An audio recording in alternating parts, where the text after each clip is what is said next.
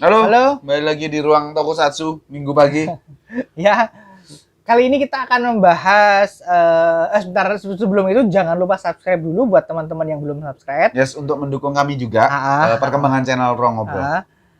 Nah, setelah itu kita baru bahas Ultraman dulu kan ya? Iya, Ultraman dong. Ultraman S lanjutan. Yes. Terakhir kita bahas Jack ya. Jack. Jangan sampai ketukar thumbnailnya.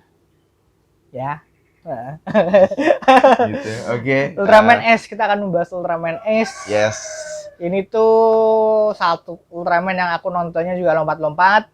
Ya, dan ini Ultraman. Gak tau ya, dulu aku nonton ini. Aku nonton ini pas SD. Aku lupa kelas 5. Enggak, aku orang lahir. Mungkin udah lahir, tapi masih kecil sekali.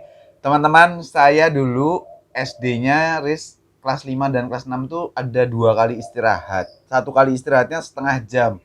Luar biasa sekali, lama kan, setengah jam. Biasanya kan 15 menit istirahat sekolah itu. 2 kali istirahat, SD-nya setengah jam.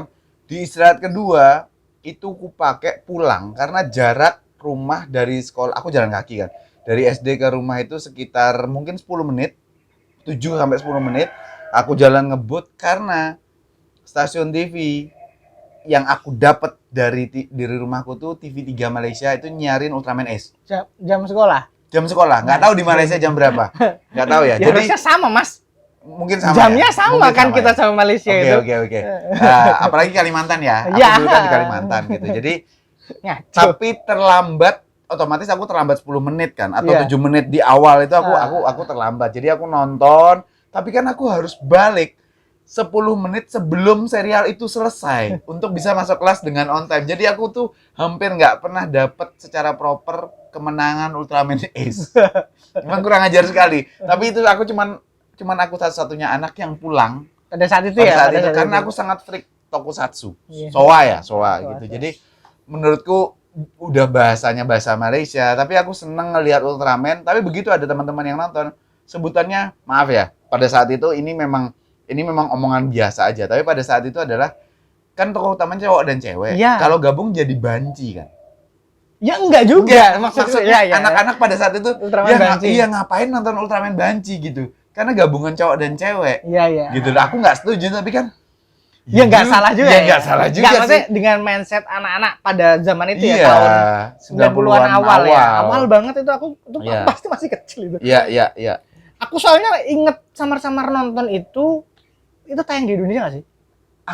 Aku ingatnya tayang tapi aku lupa di mana. Bener ya, aku ingat nontonnya itu. Jadi berubahnya itu adalah mereka lompat berdua, ting. Ultra touch namanya, touch.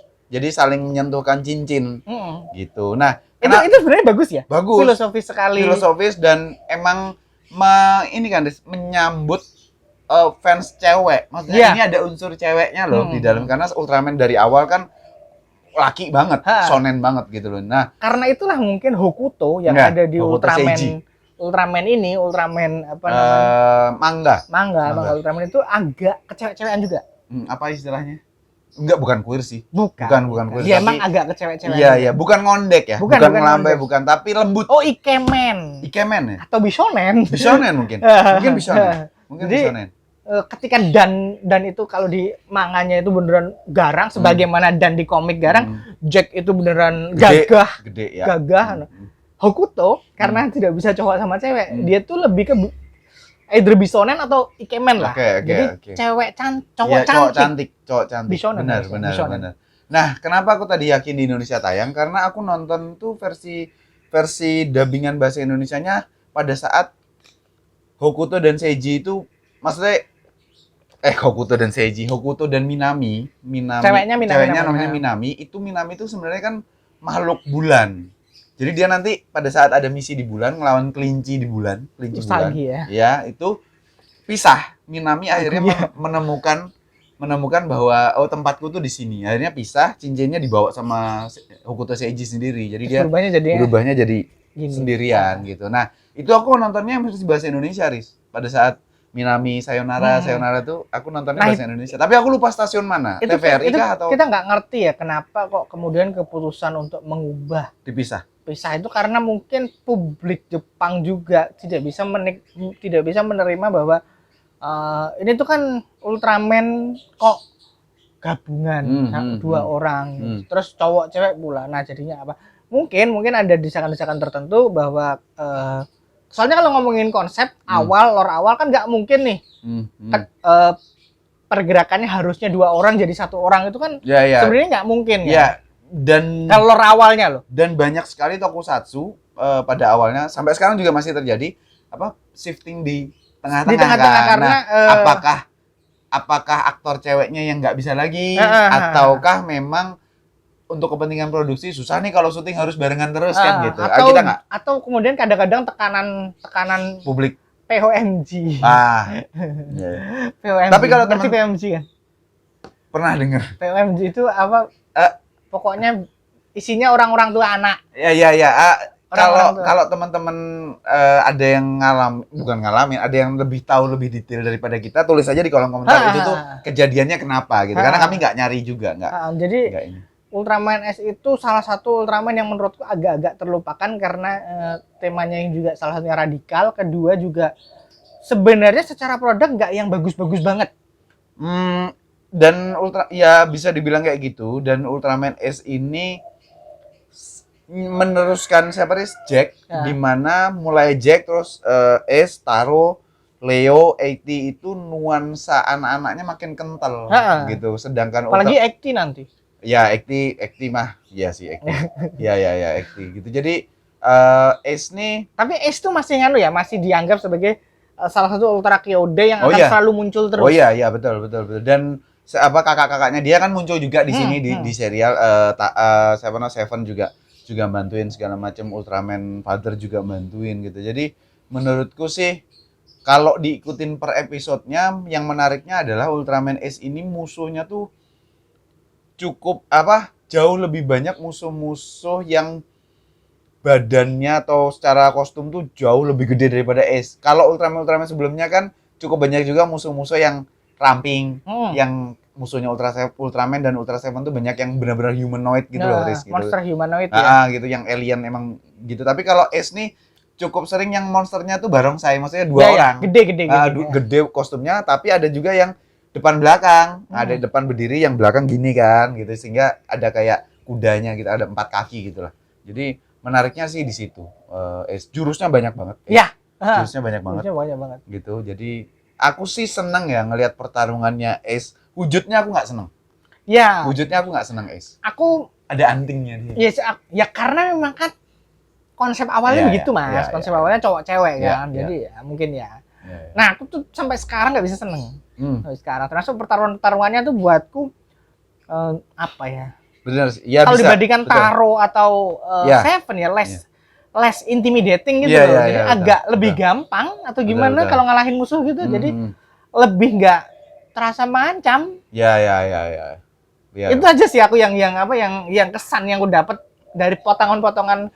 Tapi memang aku nggak tahu di Jepang ya, tapi di Indonesia memang less populer sih memang. Memang nggak banyak yang. Maksudnya gini, bahkan di komik sendiri, di komik manganya sendiri, Hokuto Ace itu juga tidak dapat exposure yang gede-gede banget. Betul, dia tuh sidekick aja, beda sama Dan. Dan Jack juga. Dua-duanya kan emang setidaknya Jack tuh dapat pengkhususan lah. Gitu. Kalau Hokuto jadi memang di Jepang juga semi-semi terlupakan gitu, cuman masih selalu dimasukkan ke Ultra Kyodai. Di serial Ultra manapun dia nanti akan selalu ada muncul sebagai bagian dari pasukan besarnya. Beda sama Act yang jarang-jarang munculnya. Leo juga jarang-jarang kan. Tapi nanti itu kita bahas sendiri sih kenapa Leo sama Act itu bisa kok agak terpisah begitu. Kalau Act memang terpisah tahun ya. Act memang terpisah tahun. Kalau Leo karena itu nanti lah. Gitu. Nah, aku suka lagunya. Aku lupa openingnya. Ingat.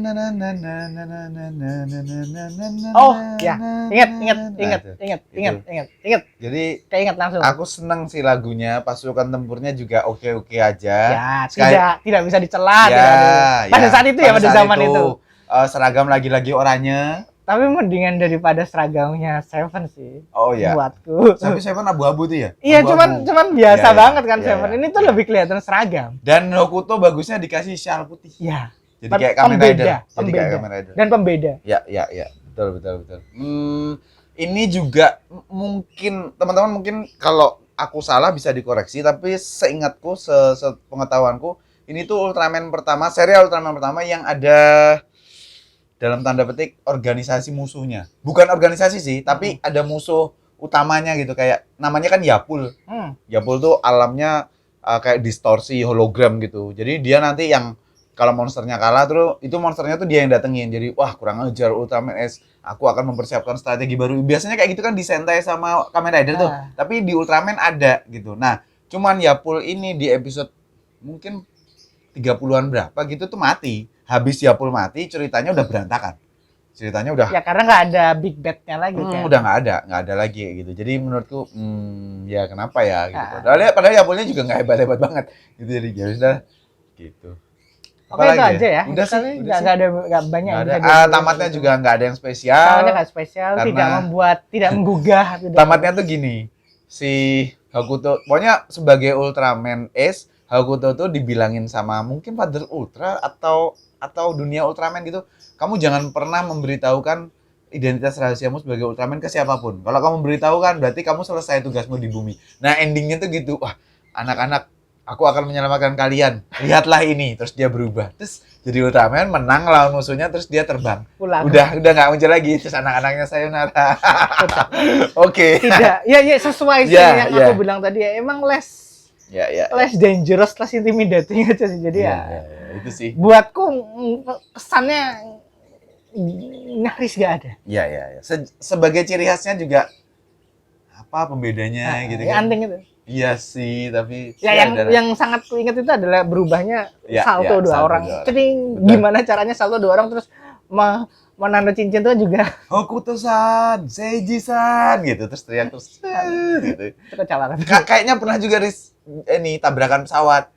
Oh iya. Berubah. Gitu. Kayaknya pernah. Kayaknya aku nggak inget sih itu. Oke teman-teman, itulah obrolan kita tentang Ultraman S. Yang punya pengalaman tentang Ultraman S, tulis di kolom komentar. Jangan lupa subscribe juga buat teman-teman yang belum subscribe. Kita bertemu lagi di konten Tokusatsu kita di hari Minggu selanjutnya. Bye, thank you.